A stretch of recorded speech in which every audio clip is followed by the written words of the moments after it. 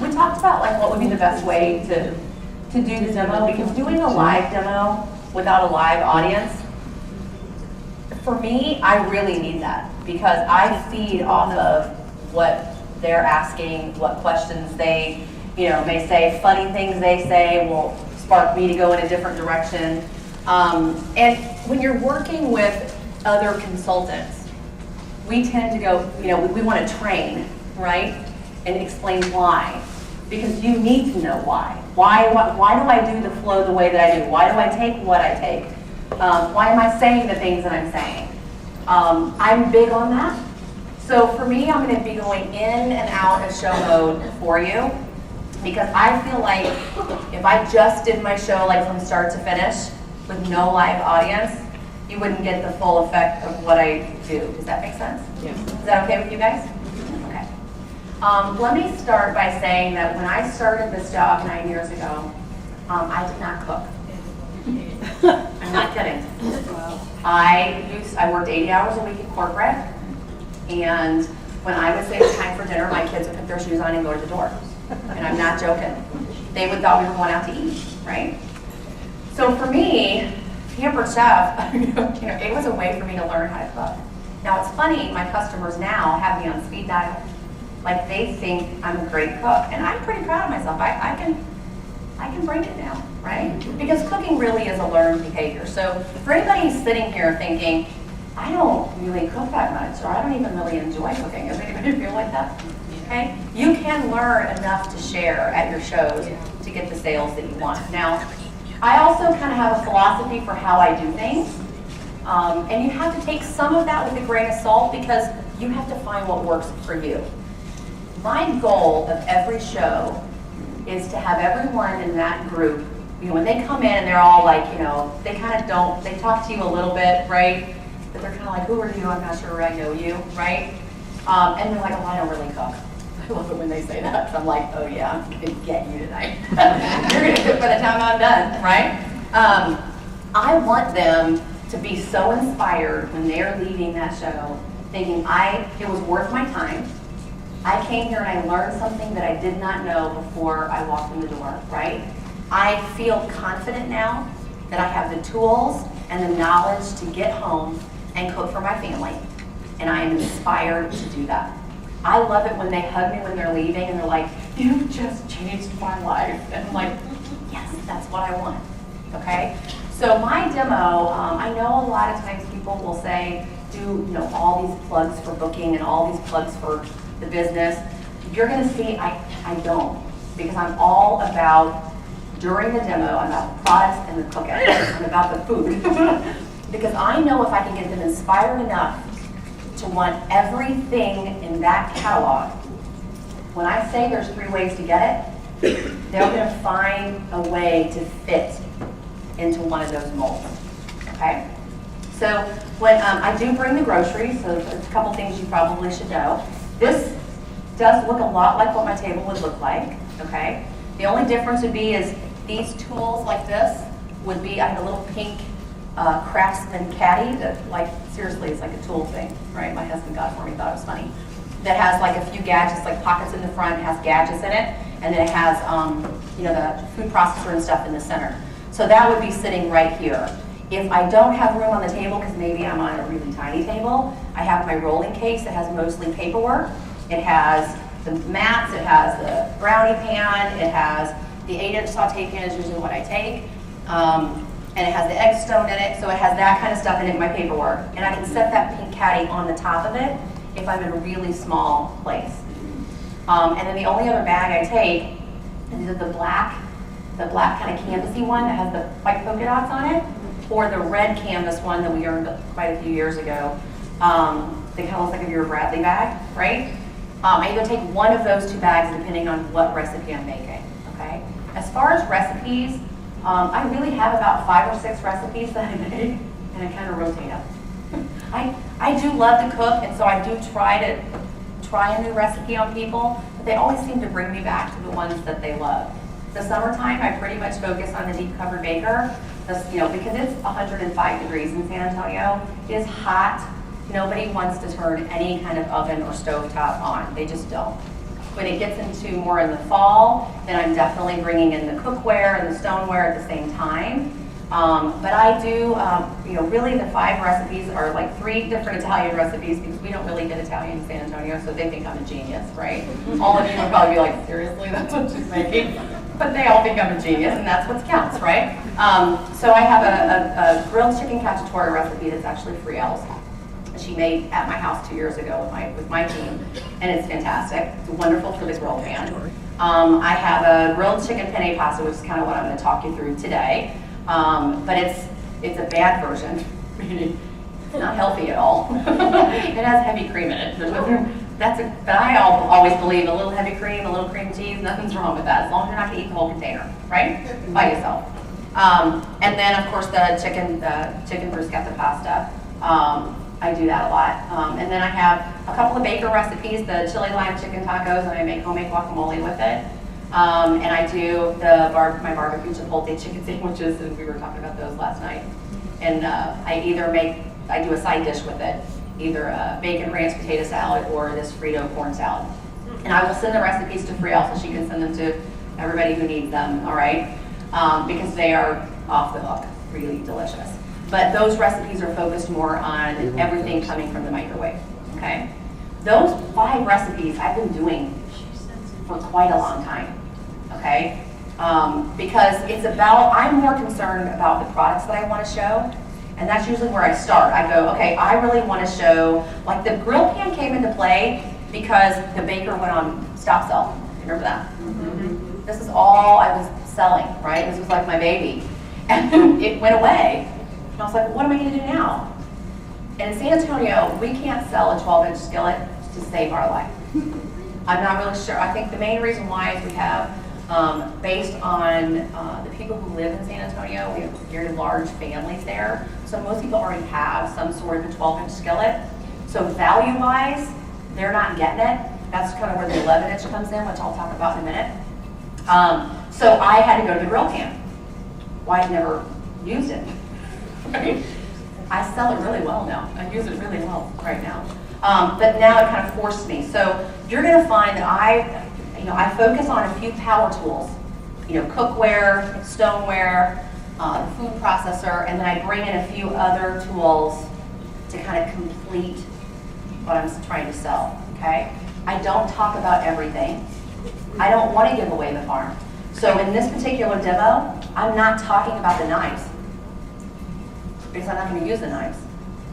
And I'm okay with that. When I'm doing the chili lime chicken tacos and I'm doing the baker and the cool and serve tray and the collapsible bowls and all the summer stuff, I'm not talking about cookware. And I'm okay with that. Because I wanted every single show for them to learn something new, right? And to be wowed by some other product, okay? And I think if you give away everything all at one show, it's kind of like, what are you going to give them at the next show, okay? Does that help? Kind of get a basis of where I'm going? All right. When I get to my show, I usually get there about 30 minutes before the party starts. It takes me 10 minutes to set up, as you can see. I just set it all out. Because I do bring the groceries, I do have a lot of food prepped ahead of time.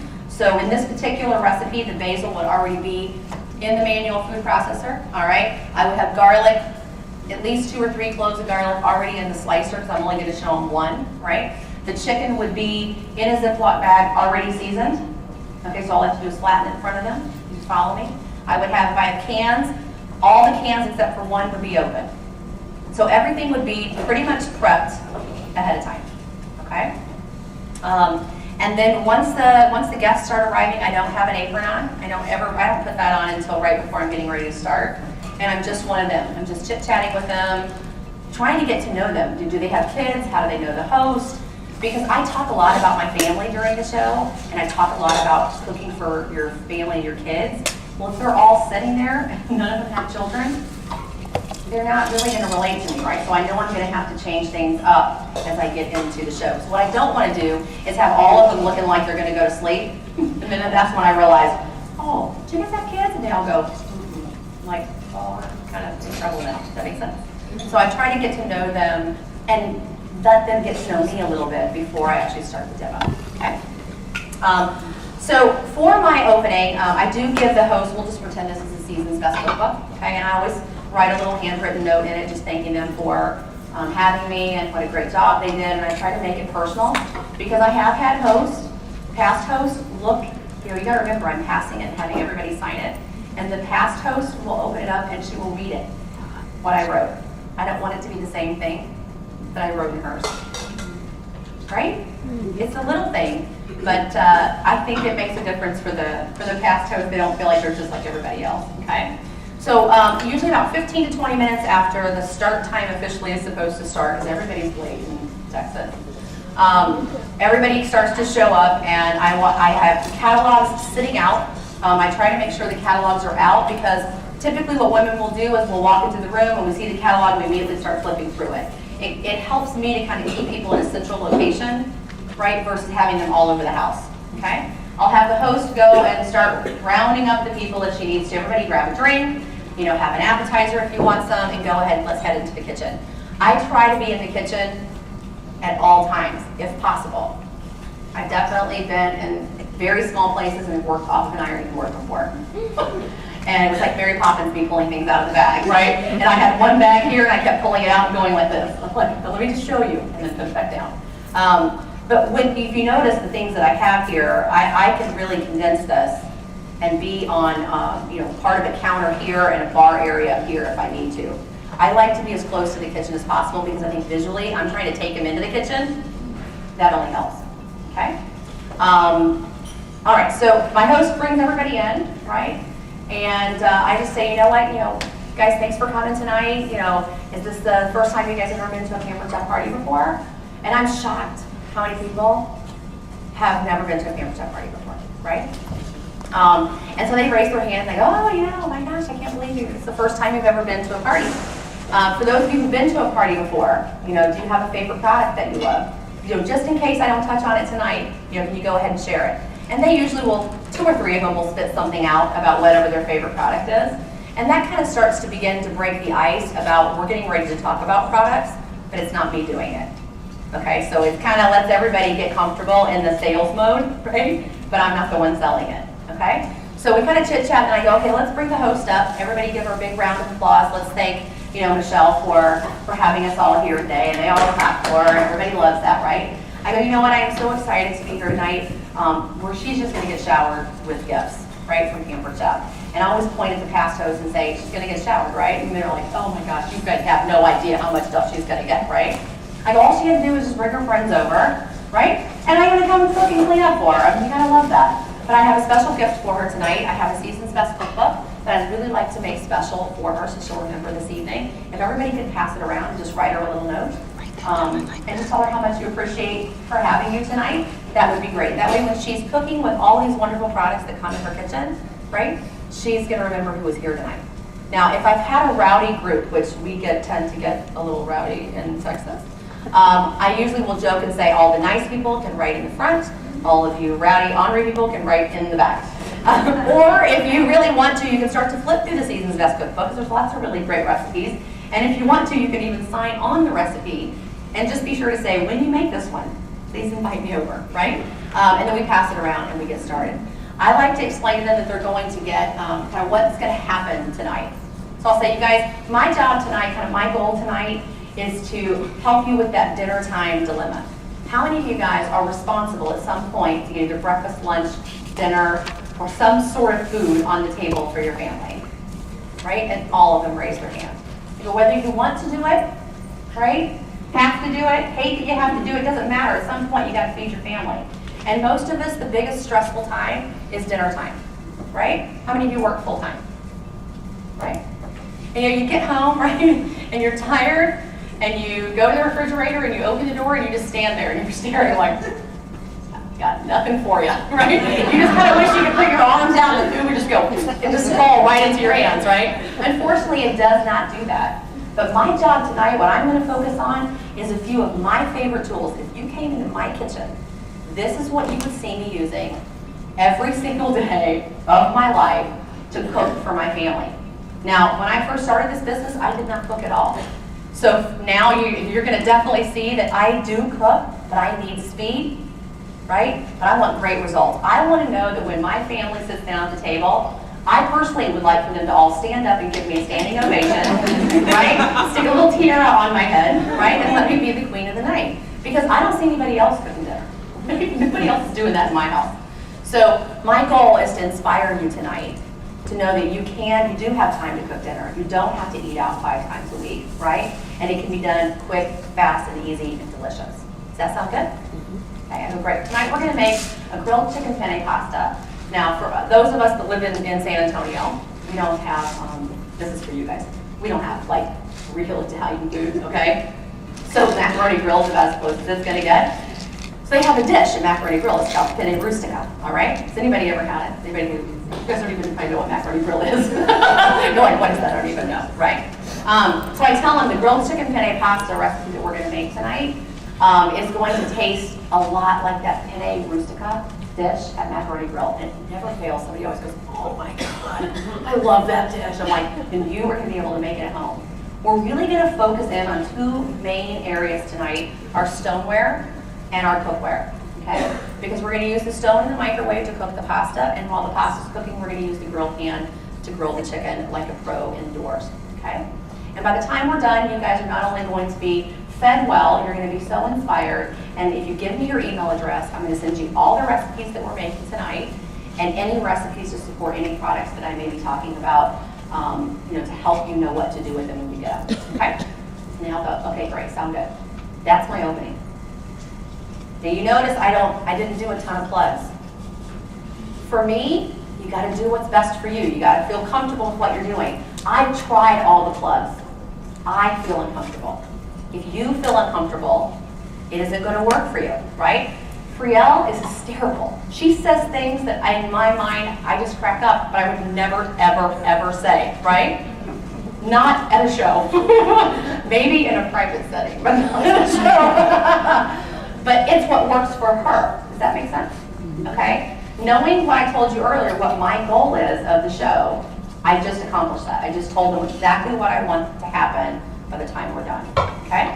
I do tell them I do like people to interact with the show, so if you have a product that you love, you want to come up and try a product, feel free to do that.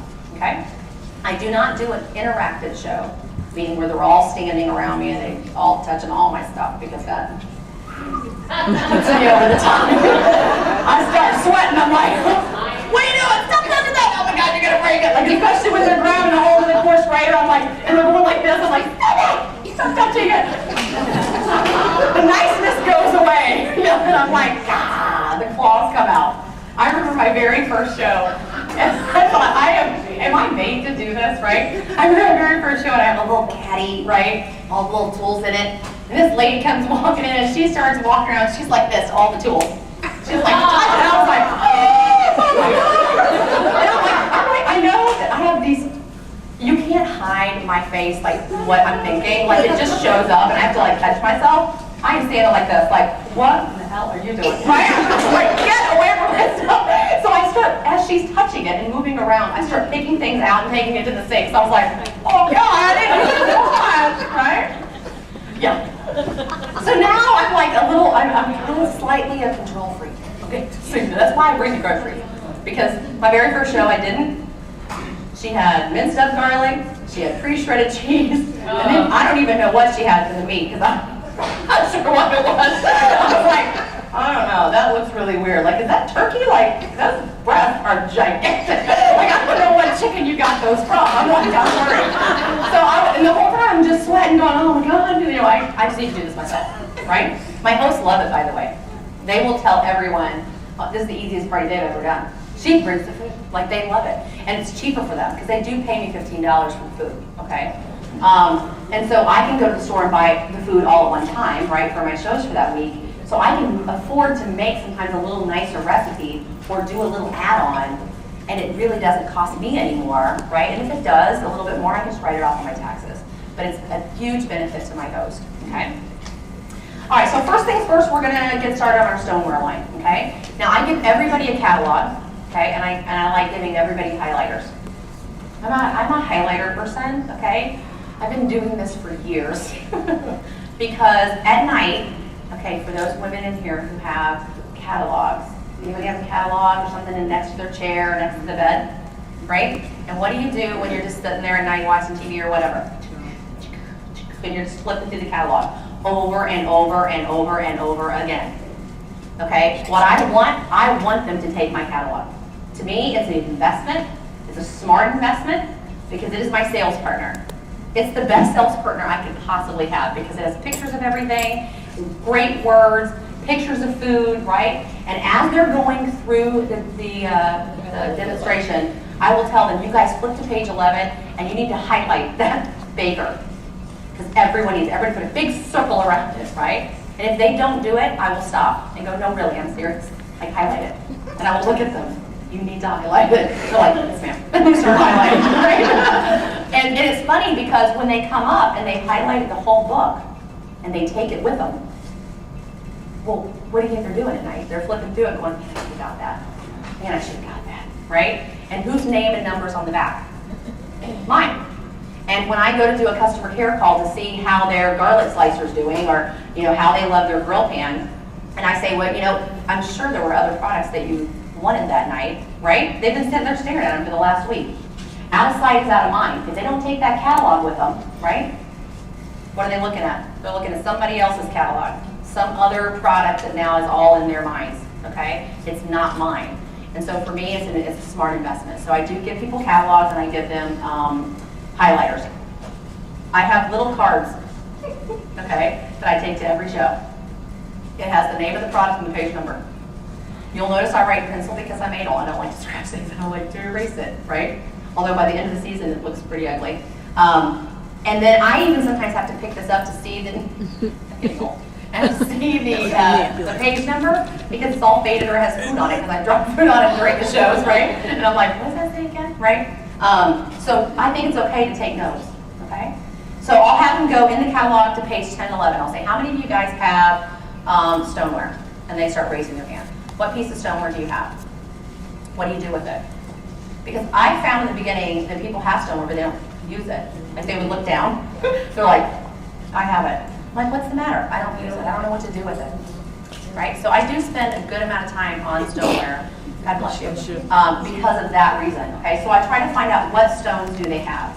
Most of them will have, you know, the large round stone, maybe the bar pan.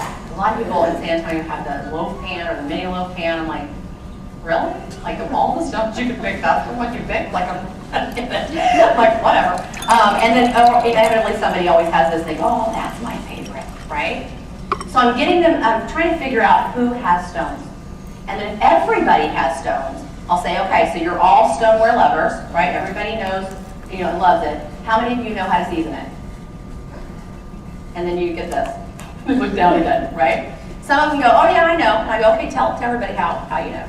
And they will share. If not, I'll say, you know what, you're going to put oil in the pan about the first 5 to 6 times that you use it, okay? If you have a deeper pan, sometimes it's going to be about 7 to 8 times. Put the food in it, put it in the oven, and cook with it.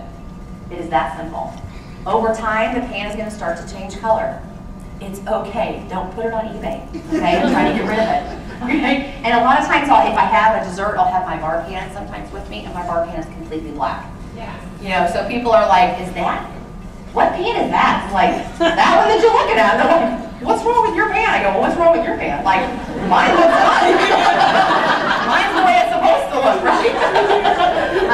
But I do explain that it is going to change color. Like over time, the flat stones will get the color of this lid. That is okay. It just gets better with age, right? Just like us, right? All of us get better with age. Y'all are somebody's supposed to go, yeah, people are 23, right? Everybody else is older and say, yes, we do get better with age, right? We're not like wine, all right? And so I'll say, I really feel like you guys, so I'll talk about seasoning, and then I'll say, how many of you guys, you know where the stones can go? Where can you cook with your stones? And this person's trying to get them, I'm trying to figure out who knows what, right? Because I don't want to spend time on it if they already know it. Oh, it can go in the oven. Oh, it can go in the microwave. Oh, it can go in the freezer, right? And I do the same thing that Friel said. Let me just tell you, if you put it in the freezer, do not take it from the freezer and stick it in your 425-degree oven, okay, from the freezer. Because you're going to hear a very large crack, and you're not going to be happy, okay? The biggest mistake I find with people with stoneware is that they either try to preheat the stone before they put the food on it, right? Frozen food. right? Or, or they take it out of the oven and they stick it on their flat stovetop. Okay, and the stovetop is cold. Not a good thing, because any type of massive heat to cold change could cause your pan to crack. It's like taking a dish, a glass, out of the dishwasher in the middle of the drying cycle, and you're holding it with a towel, and you take it over to the ice machine, and you push, and you go, what did I just do? Like, how? That's not very smart. When the ice hits it, what's going to happen to the glass? It's going to crack. It's going to crack, right? So I always make sure that my customers know, don't do massive heat to cold change, okay? So we talked about seasoning. In the seasoning, now I'll talk about the new kitchen spritzer and how to use it. 5 minutes. I haven't been talking about the spritzer because it's been long, so I can't really talk about it. But I will talk about the kitchen spritzer and how to season it, because I don't want you to use Pam, the nonstick sprays. Okay, I know a lot of recipes are going to call for you to spray the pan with, some sort of a nonstick spray. I said, how many of you guys have a metal pan, right? That in the corners, there's this weird yellow sticky stuff, right? And you can kind of scrape it off, and you're like, what is this stuff? It's Pam. It's the silicone that's in the Pam's, sprays product that leaves this weird sticky residue. It will do the same thing to your stones, and over time, it will make your stones stick versus seasoning it, right, putting oil in it, which makes it non-stick. It kind of works in the reverse. So you really need to stay away from all the non-stick sprays, which is a great way now to segue into the kitchen spritzer, okay, being able to use that instead. I think you should have 3 stones. Everyone should have 3 stones in their kitchen. You should have a flat stone, you should have a family stone, you should have a fun stone. Now, for you guys, the fun stone changes all the time. Depends on what I'm talking about or what I want to show, okay? The family stone and the flat stone are always the same, okay? So for the flat stone, let's start with that. You're gonna see item number I, that's the large bar pan. How many of you have a large bar pan? The entire room. All of you have a large bar pan, right? That's my absolute favorite stone, my favorite flat stone for the oven, because it's way too big to go into the microwave, okay? What I love about that stone is you can use it for sheet cakes, cookies, brownies, crescent rolls, biscuits, roasted vegetables. How many of you guys like roasted vegetables? Oh, yeah. Right? How many of you wish you could get your kids or your family to eat vegetables, right? It's funny, I think sometimes we try to get our kids to eat vegetables, and we give them raw broccoli, or we give them raw cauliflower. That stuff, texture-wise, is weird, right? No wonder our kids don't want to eat it. So what do? We stick it in a pot of water, and then we start to boil it and steam it, and it gets all mushy and gross. We've just taken it from one extreme to the other, and we wonder why still they don't want to eat it. To me, roasting is by far the best, because it's right in the middle between raw and steamed. So you get the softness and the tenderness, but still a little bit of crunch.